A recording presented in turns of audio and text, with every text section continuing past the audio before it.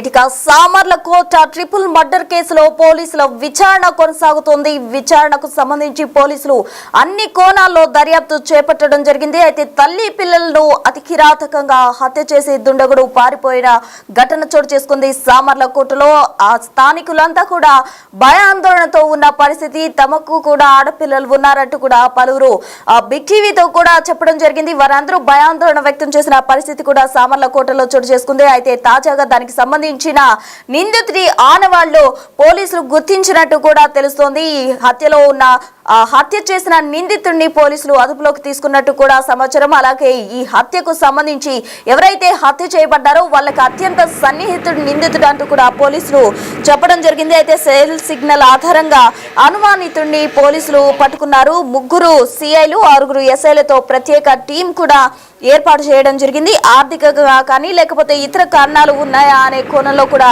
పోలీసులు దర్యాప్తు చేస్తున్నారు. అయితే హంతకుడు మాత్రం కుటుంబానికి అత్యంత సన్నిహితుడు అంటూ కూడా పోలీసులు అనుమానం వ్యక్తం చేస్తున్న పరిస్థితి కనిపిస్తోంది. చిన్నారులను కాళ్లతో తొక్కేయడంతో వాళ్ళ ఎముకలు కూడా విరిగిపోయాయి. అంటే ఏ మాత్రం కూడా వాళ్ళపై ఇది లేకుండా చాలా పాశవికంగా అతను బిహేవ్ చేశాడు అని చెప్పుకోవచ్చు. ఒక సైకోలాగా బిహేవ్ చేసి పసిపిల్లలను అతి కిరాతకంగా అతను తొక్కి హత్య చేసినట్టు కూడా తెలుస్తోంది. తల్లి పిల్లలను కర్రతో బలంగా కొట్టి దారుణంగా హత్య చేశాడు దుండగుడు. అయితే ఈ నిర్ధారణలో అయితే పోలీసులకు ఒక అనుమానితుడు దొరకడం జరిగింది. సెల్ సిగ్నల్ ఆధారం చేసుకుని పోలీసులు అతన్ని పట్టుకోవడం జరిగింది. అయితే హత్య తర్వాత మాదిరి ఫోన్ కూడా నిందితుడు తీసుకెళ్లడం జరిగింది. మొత్తంగా హంతకుడు కుటుంబానికి అత్యంత సన్నిహితుడని పోలీసులు చెప్తూ ఉన్నారు. అయితే సామర్లకోట ట్రిపుల్ మర్డర్ కేసులో కీలక మలుపు చోటు చేసుకుంది అని చెప్పుకోవచ్చు. అనుమానితుడిని ప్రజెంట్ పోలీసులు అదుపులోకి తీసుకోవడంతో ఆర్థిక కారణమా లేకపోతే ఇతర ఏవైనా కారణాలు ఉన్నాయా అన్న కోణంలో పోలీసులు అయితే దర్యాప్తు చేస్తున్నారు. అయితే ఈ కేసుకు సంబంధించి కూడా అటు సిఐ మాట్లాడడం జరిగింది. ఒకసారి చూద్దాం.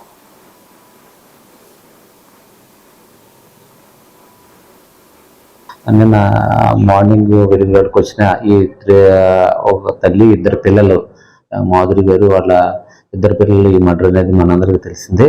దీనిలో కొంతమంది అనుమానితులను మనం విచారిస్తున్నాం. దీనిలో కూడా కేసు పురోగతుంది. క్లోజ్ మానిటరింగ్లో గౌరవ ఎస్పీ గారి ఆధ్వర్యంలో క్లోజ్ మానిటరింగ్లో జరుగుతుంది. దీని మీద లేనిపోయిన పుకార్లు ఏమీ చెందవసరం లేదని తెలియజేస్తున్నాను. అవి కొంతమంది అనుమానితులను పూర్తిగా మనం విచారించిన తర్వాత సరైన నేరస్తుల్ని మేము ముందుంచుతామని చెప్పేసి తెలియజేస్తూ లేనిపోయిన న్యూస్ని స్ప్రెడ్ చేయొద్దు దయచేసి. వాళ్ళు ఉన్నారు వీళ్ళు ఉన్నారని అనుమంతులు కొంతమంది చెప్పి తీసుకొస్తున్నాం, చెప్పి మాట్లాడుతున్నాము. దీనిలో కరెక్ట్గా సరైన నేరస్తుల్ని మేము ముందుంచుతామని చెప్పేసి తెలియజేస్తున్నాం. బయట ఇంకా కొంతమంది అరెస్ట్ చేశారు, లేదా సీసీటీవీ ఫుటేజ్ కానీ లేకపోతే ఈ లొకేషన్ అని చెప్తున్నారు. దాని గురించి సరే ఇవన్నీ మేము తీసుకోవటం వాస్తవమే. ఇవన్నీ కొంతమంది లేనిపోయిన ఫేక్ వీడియోగ్రఫీలు అవి ఇవి కొంచెం స్ప్రెడ్ చేస్తున్నారు. అలాంటివి ఏమి నమ్మొద్దండి. మా దగ్గర ఉన్నవన్నీ టెక్నికల్గా తీసుకుని మేము టెక్నికల్ అనాలిసిస్ చేసుకుంటున్నాము. టైమింగ్స్, ఆ కాల్ డీటెయిల్స్ మ్యాచింగ్ ఇవన్నీ పూర్తి విచారణ అయిన తర్వాత మాత్రమే మేము సరైన నేరస్తులు ఫలానా వాళ్ళు అని చెప్పేసి చెప్పడానికి ఈ లోపు సరైన ఈ కొంతమంది మీడియా సోదరులు లేనిపోయిన న్యూస్ని స్ప్రెడ్ చేస్తున్నారు. దయచేసి వాటిని నమ్మొద్దని చెప్పి తెలియజేస్తారు.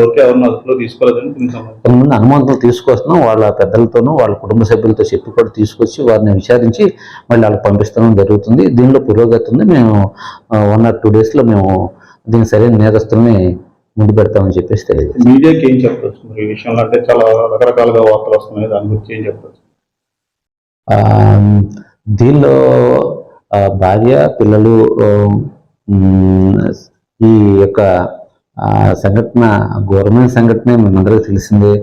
దీనిలో భర్తకు కూడా కొంచెం నేను ఆ సంఘటన చూడంగానే వారు కూడా కొంచెం అన్కాన్షియస్ స్టేజ్లో చెప్పలేని స్థితిలో ఉన్నాడు. వారిని కూడా విచారించాల్సింది అసలు ఏం జరిగింది అనేది. అదేవిధంగా ఆ మృతురాలు వాళ్ళు మాట్లాడినటువంటి ఫోన్లు, వాళ్ళకు వచ్చినటువంటి కాల్స్ ఆధారంగా ఇవన్నిటిని కూడా ఫైనల్ చేయాల్సి ఉంది. కాబట్టి ఫైనల్ చేసిన తర్వాత ఇది రీజన్ అని చెప్పి సరైన రీజన్ అని చెప్పగలుగుతాము. అంతేగాని ఈ లోపు ఎవరు భయపడే అవసరం లేదు. దీనికి ఈ విధంగానే ఉంటుందను మనం ఎక్కడ చూస్తూనే ఉన్నాం. అనుకున్న సంఘటన జరిగింది. దీని వెనకాల సరైన ఆధారాలతో మేము ముందు తెలియజేస్తామని చెప్పేసి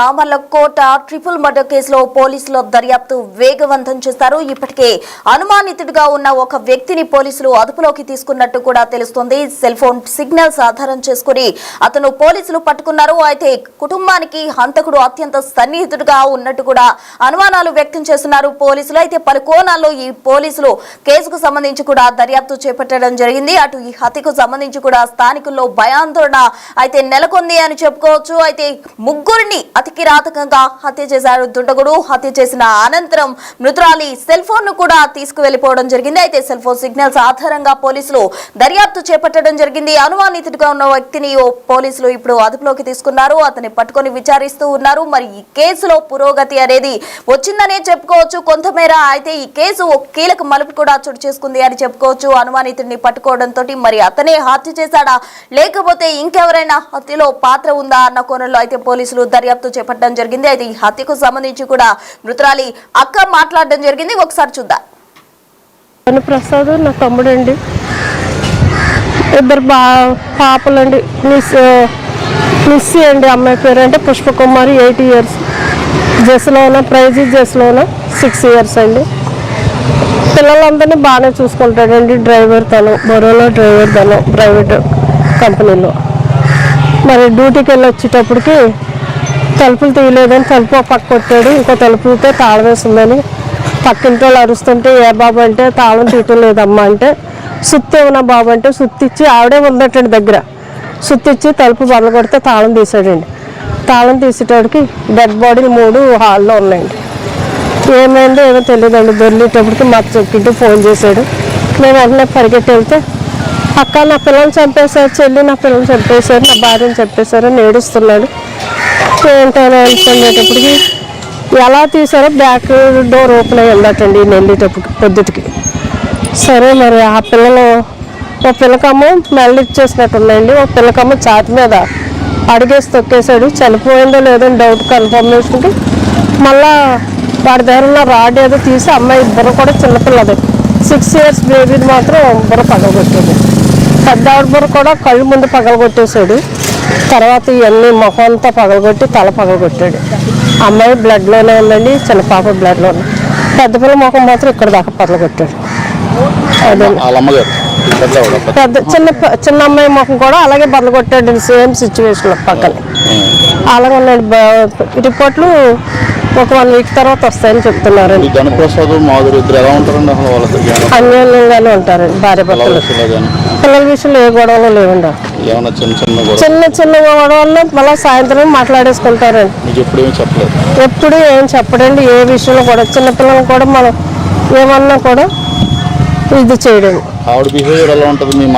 తెలియదండి. మనం ఎక్కువగా మాతో బాగా మాట్లాడుతుందండి, మాట్లాడుతుంది అంతే. లేదండి మాకెవరితోటి. మీరు ఎంక్వైరీ చేయండి. బ్రౌన్ టాట్ ఆల్మోస్ట్ మీరు ఎంక్వైరీ చేసినా మా దగ్గర నుంచి ఎంత చెడ్డదని వస్తే మీరు ఏ రిపోర్ట్ చేసుకుంటారు. మాకు తెలియదండి, మాకు తెలియదు సార్. ఏమైందనే తెలియదు. నేను ఎందుకంటే హైదరాబాద్లో ఉంటాను, నాకేం తెలుసు అండి ఇక్కడ ఏం జరుగుతుంది. మా అమ్మని చూడటానికి వస్తుంటానండి.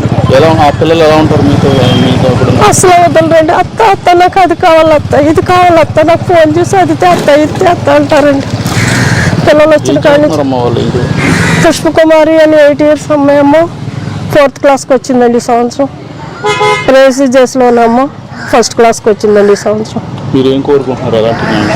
ప్రభుత్వం నుంచి పోలీస్ స్టేషన్ వాటి నుంచి నేను కోరేదాటండి. మాకు న్యాయం కావాలంటే బిడ్డ విషయంలో. తమ్ముడి జీవితం అన్యాయం అయిపోయిందండి. ఇంకా ఆ బిడ్డ విషయంలో మేము బాధపడతాం. వాళ్ళు కఠినంగా శిక్షించాలండి. అడిగి ఇంకా నా తమ్ముడు ఎలాంటి పరిస్థితికి వచ్చాడో వాడు అదే పరిస్థితి రావాలండి. అదే కోరుకుంటున్నాను నేను, ఇంకేం కోరుకుంటున్నాను. ఇప్పుడు మీరు ఎవరి మీద అనుమానం లేదంటున్నారు. పోలీసులు చూస్తేనేమో మీ తమ్ముడిని వేరే లోపల ఇచ్చారు. దీని మీద ఏమంటారు మీరు? మాకు తెలియదండి. అది ఎందుకు తీసుకెళ్లారో తెలియదు.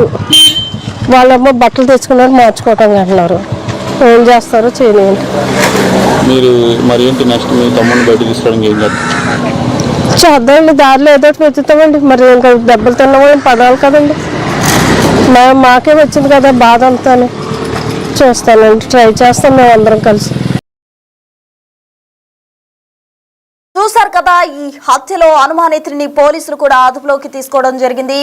దీనికి సంబంధించి కూడా పలువురు మాట్లాడడం జరిగింది. అయితే దీనికి సంబంధించి మరింత సమాచారం అందించేందుకు మా ప్రతినిధి శివశంకర్ సిద్ధంగా ఉన్నారు. శివశంకర్, లైవ్ చూద్దాం. పెద్దాపురం నియోజకవర్గం సామర్లకోట మండలం అయితే చూసుకున్నట్లయితే సీతారామ కాలనీలో అయితే దారుణ ఘటన చోటు చేసుకుంది. మాధురి అలాగే ఆమె ఇద్దరు పిల్లల్ని కూడా, ఆడపిల్లల్ని ఇద్దరిని కూడా అత్యంత కిరాతకంగా హత్య చేశారు. ఇదే ఇంట్లో చూడొచ్చు మనం. చూసుకున్నట్లయితే ప్రస్తుతం అయితే పోలీసులు లోపల ఉన్నారు. క్లూస్ టీం అంతా కూడా ఏదైతే దీనికి సంబంధించి క్లూస్ అన్ని కూడా తీసుకుంటున్న పరిస్థితి కనిపిస్తుంది. ఇదే గదిలో అత్యంత దారుణంగా హత్య చేసిన పరిస్థితులు కనిపిస్తున్నాయి. అయితే మనం చూడొచ్చు క్లియర్గా ఇప్పటికే లోపల పోలీసులు క్షుణ్ణంగా అణువణువు కూడా పరిశీలిస్తున్న పరిస్థితి కనిపిస్తుంది. అయితే ఈ డోర్ లాక్ చేసి ఉందంటూ కూడా చెప్తున్నారు. ఈ డోర్ లోపల నుంచి లాక్ చేసి ఉందని చెప్తున్నారు. అయితే భర్త వచ్చేటప్పటికి ముగ్గురు కూడా విగత జీవులుగా పడి ఉన్నారు. అదేవిధంగా చూసుకున్నట్లయితే మనం క్లియర్గా ఈ మొత్తం అన్ని డోర్స్ కూడా క్లోజ్ చేసుకుంటారు. అయితే ఇది కూడా ఫ్రంట్ గేట్ కూడా లాక్ చేసే ఉంది. ఇవన్నీ కూడా లాక్ చేసే ఉన్నాయి. వెనక డోర్ నుంచి వచ్చి చూశానని కూడా ఆమె భర్త ఎవరైతే ధనుప్రసాద్ ఉన్నాడో ధనుప్రసాద్ చెప్తున్నాడు. వచ్చి చూసేటప్పటికి ముగ్గురు విగత జీవితులుగా ఉండటంతో ఆయన లభోదీపం అన్న పరిస్థితి కనిపిస్తున్నాయి. కన్నీటి పర్యాంతమయ్యాడు. ముగ్గురిని ఒకసారి కోల్పోవడంతో దిక్కుదోచిన వాడిగా మిగిలిపోయానంటూ కూడా కన్నీరు మున్నీరైన పరిస్థితి కనిపిస్తుంది. అయితే ధనుప్రసాద్ని కూడా పోలీసులు ఇన్వెస్టిగేషన్లో భాగంగా అతన్ని కూడా తీసుకెళ్లి అనేక ప్రశ్నలు సంధించారు. అయితే ఈ దారి గుండానే వెళ్ళి అసలు ఎందుకు డోర్స్ ఓపెన్ చేయట్లేదని ఈ వెనక డోర్ దగ్గర నుంచి వెళ్ళి చూసినప్పటికీ ఈ డోర్ ఓపెన్ చేసి ఉందంటూ కూడా ధనుప్రసాద్ చెప్పాడు. ఈ డోర్ ఓపెన్ చేసి ఉంది, ఇది లోపల నుంచి లాక్ ఓపెన్ చేసి ఉంది, ఇటు నుంచి దుండగుడు పరారు అయ్యి ఉంటాడని కూడా సస్పెక్ట్ చేస్తున్నారు. అయితే డాగ్స్ టీం కూడా నిన్న వచ్చింది, డాగ్ స్క్వాడ్ వచ్చింది. డాగ్ స్క్వాడ్ కూడా ఇక్కడ వరకు వచ్చి ఇటు నుంచి కూడా చూడొచ్చు, మనం క్లియర్గా చూపించే ప్రయత్నం చేస్తాను. ఇక్కడ నుంచి ఇటువైపుగా గోడ దూకి అటుపక్కకు వెళ్ళింది డాగ్స్ టీం.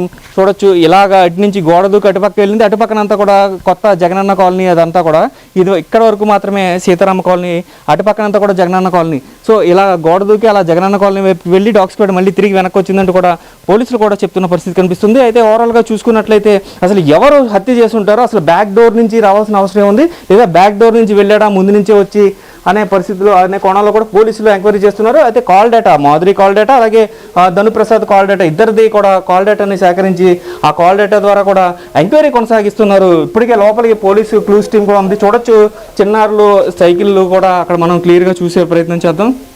చూడొచ్చు మనం క్లియర్గా చిన్నపిల్లలు, ఒకరికి 6 సంవత్సరాలు, ఒకరికి 8 సంవత్సరాలు, వారి చిన్న సైకిల్ కూడా ఇక్కడే ఉంది. అసలు వారు తెల్లారితే కన్ను మూస్తాం అనే పరిస్థితి కూడా ఉండకపోవచ్చు మేబీ. అయితే చూడొచ్చు మనం ఎంత చాలా హృదయ విఘాత సంఘటన అని చెప్పుకోవాలి. ఎందుకంటే చిన్న పిల్లల్ని అత్యంత క్రూరంగా బలంగా తల మీద కొట్టి చంపడం అనేది ఎంత కిరాతకుడు అయితే చేస్తారంటూ కూడా కాలనీ వాసులు ప్రశ్నిస్తున్న పరిస్థితి కనిపిస్తుంది. అయితే ఈ కాలనీలో ఎక్కడా కూడా సీసీ కెమెరాలు కానీ ఇలాంటివి లేకపోవడంతో దొండగడ్డి పట్టుకోవడం కూడా కొంచెం కష్టతరమైంది. అయితే క్లూస్ టీం మొత్తం అంతా కూడా లోపల ఇప్పటికే పూర్తిగా లోపల చేస్తున్న పరిస్థితి కనిపిస్తుంది. క్షుణ్ణంగా అనుగుణంగా పరిశీలిస్తున్నారు. ఫింగర్ ప్రింట్స్ని కూడా కలెక్ట్ చేస్తున్నట్టుగా కూడా చెప్తున్నారు. ఇదంతా కూడా రక్తపు మడిగే, లోపల డోర్ ఓపెన్ చేస్తే మనకి రక్తపు మడుగులోనే ముగ్గురు కూడా పడి ఉన్న పరిస్థితులు కనిపిస్తున్నాయి. చూడొచ్చు మనం క్లియర్గా ఇది ఏం జరిగింది అనేది మాత్రం తెలియాల్సిన పరిస్థితే ఉంది. ఇంకా కూడా పూర్తిగా చూసుకున్నట్లయితే మనం ఇప్పుడు ఇక్కడ చూసుకున్నట్లయితే కాలనీ వాసులందరూ కూడా బెంబెలెత్తిపోతున్న పరిస్థితి కనిపిస్తుంది. ఓవరాల్గా చూసినట్లయితే మనకి ఇప్పటికే ఈ త్రిబుల్ మర్డర్ అనేది పెద్దాపురం నియోజకవర్గంలో సంచలనంగా మారింది. మొత్తం టోటల్గా చూసుకుంటే తండ్రి వస్తూ నేను తాటికేలు తీసుకొచ్చాను పిల్లలకి ఇష్టమని చెప్తూ కూడా ఆయన నిన్న కన్నీటి పర్యంతమైన విజువల్స్ అన్ని కూడా మనం చూసాం క్లియర్గా. అయితే పూర్తిగా కాలనీ వాసులు అందరూ కూడా బెంబెలెత్తిపోతున్న పరిస్థితి కనిపిస్తుంది. ఆడవారందరూ కూడా రోడ్డు మీదకి వచ్చి బహిరంగంగానే మాట్లాడుతున్నారు. ఎవరైతే ఎంత కిరాతకానికి పాల్పడ్డారో వారిని ఉరి తీయాలంటూ కూడా చెప్తున్న పరిస్థితి కనిపిస్తుంది. అయితే కొంతమంది కాలనీ వాసులు మరికొంతమంది మనతో ఉన్నారు, మాట్లాడే ప్రయత్నం చేద్దాం. చెప్పండి, అసలు వీళ్ళు ఎలా ఉండేవారు? అసలు ధనుప్రసాద్ కానీ మాధురి గారు కానీ అసలు ఎప్పుడు సంఘటన జరిగింది, మీకు ఎప్పుడు తెలిసింది? మాకైతే మార్నింగ్ 8 ఆ టైంలో అతను డ్యూటీ నుంచి వచ్చిన తర్వాత అప్పుడు డోరు లాక్ చేస్తుంది అనేసి అందరికి కాకేసి అతను డోర్ బల్ల కూడా చూడబోదుగా ఆయన ఈ విధంగా పడి ఉన్నారని చెప్పి అలా అతను వేడుతుంటే అందరూ గుమ్ముగురు అనమాట. ఆ టైంలో వస్తే ఇక్కడ పెద్ద అలజడిగా ఉందండి. వెంటనే పోలీసు వాళ్ళు అందరూ వచ్చి ఇక్కడ కుమ్మింగ్ అయ్యి మొత్తం డాగ్ స్క్వాడ్ అన్నీ వచ్చిందండి. చేసి అంబులెన్స్ మీద ఆ సేవలను తరలించిన తర్వాత ఇంకా అందరూ ఎవరితాడని లేవండి. అంటే ఇప్పుడు ఇక్కడ అన్ని దగ్గర ఇల్లు, పక్కన ఇల్లు కదా, ఎంత క్రూరంగా హత్య చేస్తున్నప్పుడు ఎవరికి తెలియలేదు అంటారు? లేకపోతే అసలు ఆ విషయంలో మన అర్ధ టైంలో మనం మా ఇల్లు చూస్తే ఇంకా 3వ చీస్లో చివరండి. ఇక్కడ ఉన్న వాళ్ళు ఏమో మరి వీళ్ళు డ్యూటీలకు వెళ్తున్నారు, మరి ఏంది సంథింగ్ తెల్లలేదండి. ఎవరో కూడా ఇలా జరిగింది కేకలను బట్టి అన్న ఒక మనిషి చెప్పలేదండి. అసలు మాధురి గారు కానీ లేకపోతే ధనుప్రసాద్ ఇద్దరు ఏమైనా గొడవలు పడడం కానీ అలా ఇంట్లో గొడవలు జరగడం అలాంటివి ఏమైనా ఉన్నాయి? ఆ ఫ్యామిలీ విషయాలు మనకి వాళ్ళకి ఎప్పుడు లేదు సార్, గొడవలు కానీ ఏమీ లేదు సార్. కానీ చాలా దారుణం సార్, సంటి పిల్లలు మాకు ఇబ్బంది. వాళ్ళు మాత్రం అయితే వృద్ధి చేయాలండి. అసలు అంటే ఇప్పుడు ఆయన ఎవరితోనైనా గొడవ పడితే ఆ కక్ష తీర్చుకోవడానికి ఇంటికి వచ్చారంటారా, లేకపోతే అసలు దేనివల్ల ఇంత కిరాతకంగా భార్యని పిల్లల్ని కూడా అంత మొట్టు పెట్టాల్సిన అవసరం ఎవరికి ఉంటుంది అంటారు? వెనకాల తెలుసుకోవాలండి. తర్వాత అమ్మాయిని చంపేయడం, పిల్లలిద్దరిని చంపేయడం, వీళ్ళ వెనకాల ఇంకా ఎంతమంది ఉన్నారో వాళ్ళు కూడా పట్టుకొని ఇయ్యారు. అంటే ఇప్పుడు ఆయనకి ఎవరితోనూ గొడవలు కానీ అలాంటివి లేదు. మంచోడండి, మనోడు మంచోడండి. మనోడు మొత్తం ఒక ఇప్పటి నుంచో ఉండేవాడు కానండి, ఇప్పుడు మనోడు జాగ్రత్తగా ఉండి డ్యూటీ చేసుకుంటాడు, సగ్గం వస్తాడు, పిల్లల్ని చూసుకుంటాడు, భార్య చూసుకుంటాడు, వెళ్ళిపోయి వస్తుంటాడు మాట. అంతేగాని వెళ్తా ఈదురు ఎప్పుడు గొడవ పడదండి మనోడు. ఇదంతా సొంతదండి. మనోడు కూడా అవసరం ఎదురు కూడా ఉంది. లేదు అన్నదమ్ములు అండి పాపం, అన్న చనిపోయాడండి. వీడు మనోడు చాలా మంచిది, అందరూ తమ్ముడు అని అంటూ పిలిచిపోతాడు. కొందరితో కూడా మన అన్న అన్న అన్న అనుకుంటూ పోతాడు, సిరినవ్వే నవ్వుకుంటూ పోతాడండి. ఎవరితో ఇప్పుడు వచ్చి నాన్న కానీ ఇప్పుడు గొడవ ఉన్నది లేదు ఇక్కడ. ఆవిడని కూడా భార్యని కూడా చాలా బాగా చూసుకుంటాడు. పిల్లల్ని పొద్దున్న 7 గంటలకి టిఫిన్ ఇచ్చేసి డ్యూటీకి వెళ్ళిపోతుంటాడు, సంగా చూసుకుంటాడండి. పిల్లల్ని అయితే మనం చాలా బాగా చూసుకుంటాడు. భార్య కూడా మంచిది అంటండి. మరి మనకి ఏమి చేసిందన్న మన దేవుడు తెలియదు మహేష్. మరి ఇంకా అమ్మ తెలియదు, దేవుని తెలియాలి. మరి ఆడిని ఏం చేసాడన్న నేను పిల్లల కోసం సార్, భార్య కోసం పిల్లలు చిన్న పిల్లలు చనిపోవడం వల్ల రేపు పొద్దున్న చాలా మందికి నాకిద్దరు అమ్మాయిలండి, ఇంకా చాలా మంది అమ్మాయి 3 ఉన్నారు, వీడికి 2 అమ్మాయిలండి. తర్వాత ఏమైనా జరుగుద్దామా అని జనం వెళ్ళిపోతాం. తర్వాత మా ఇల్లు రూట్లో కుర్రోళ్ళు తాగేసి బళ్ళుకి రోడ్డుకి అడ్డం పెడతాం, దాని మీద మందు తాగుతాం. ఇప్పుడు కూడా నైటు 9:30 ఆ టైంలో మందు అవుతాం. ఆ సరణం కూడా వస్తున్నారు టైంలో. ఆ తనలో వచ్చి ఎవడో కూడా మాట్లాడకుండా తాగుతీ తొందరగా ఆడి బళ్ళు అక్కడ వేసి గ్రౌండ్లో యాక్ట్ చేస్తున్నారండి. మనుషులు ఉండలేదు, బండ్లు ఉంటున్నారు. అది పద్ధతి లేదండి, మాకు కండిషన్ లేదండి. సర్వ్ ఏంటంటే మన వాళ్ళకి ఇప్పుడు మనకు వచ్చి తర్వాత మాకు ఏముందంటే సీసీ కెమెరా కావాలి సార్. సీసీ కెమెరా ఉండాలండి. అంటే ఎవడో తెలుస్తుంది. ఇప్పుడు జగన్ కోన్ ఇచ్చారు సార్. జగన్ కోన్ ఏంటంటే ఇళ్ళకి మేము మీట్ అయిపోయాం. ఇప్పుడు దాంట్లో మాకు ప్రత్యేకంగా ఉండేది మాట. అదేమో మామూలుగా గోడ చుట్టూ ఉండేది, ఏదైనా తప్పు ఉండి అలా పోతూ ఉండేది మాట. ఇప్పుడు మాకు రౌండ్ షేప్ ఏంటంటే మాకు ఒక సెక్యూరిటీ ఉండాలా, మాకు సీసీ కెమెరా పెట్టాలా.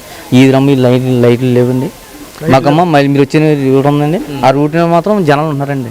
ఎవరు వచ్చి తాగుబోతులు ఉన్నారండి. మందు వేస్తాం మొత్తం మందు తాగుతామండి, గంజాయి వచ్చి ఎక్కువ. దారంటే అమ్మాయిలు వెళ్తుంటే ఏం చేస్తారన్న భయం. పిల్లలు వస్తే వయసు వచ్చి ఉన్నారండి, ఏదో కొద్దిగా రక్షణ కల్పిస్తారని మేము కోరుకుంటున్నాం. టోటల్గా చూసుకున్నట్లయితే పోలీసులు రక్షణ కల్పించాలంటున్నారు, సీసీ కెమెరాలను ఏర్పాటు చేయాలంటున్నారు. అదేవిధంగా తాగుబోతులు గాంజాయి బ్యాచ్ అంతా కూడా వచ్చే దారిలో అడ్డు కాస్తున్నారు. ఆడపిల్లలకి ఏమైనా జరుగుద్దని అనుక్షణం మేము భయపడుతూనే ఉన్నాం. ఇప్పుడు ఈ రోజు ఇది జరిగింది, రేపు పొద్దున మా పిల్లలకి రక్షణ ఏంటంటూ కూడా కాలనీ వస్తువులందరూ కూడా ప్రశ్నిస్తున్న పరిస్థితి కనిపిస్తుంది. అయితే ఇప్పుడు జరిగిన దారుణం వెనక మాత్రం ఎవరున్నారో వెలికి తీయాలంటున్నారు. ఖచ్చితంగా అంత చిన్నపిల్లలను అంత కిరాతకంగా చంపిన ఆ నీచుడికి ఖచ్చితంగా శిక్ష పడాలి, ఉరిశిక్ష పడాలంటూ కూడా వీరందరూ డిమాండ్ చేస్తున్న పరిస్థితులే ఇక్కడ కాలనీలో కనిపిస్తున్నాయి. వీరందరూ కూడా ఒక రకమైన భయాందోళనకు గురవుతున్నారు, భయంతో వణికిపోతున్న పరిస్థితి కనిపిస్తుంది. ఖచ్చితంగా స్ట్రీట్ లైట్లు అదేవిధంగా సీసీ కెమెరాలు ఏర్పాటు చేసి పోలీస్ పర్యవేక్షణ అంటే పికెటింగ్ కూడా ఏర్పాటు చేయాలంటూ కూడా డిమాండ్ చేస్తున్న పరిస్థితి ఇక్కడ కనిపిస్తున్నాయి. కెమెరామెన్ రవితో శంకర్, బిగ్ టీవీ.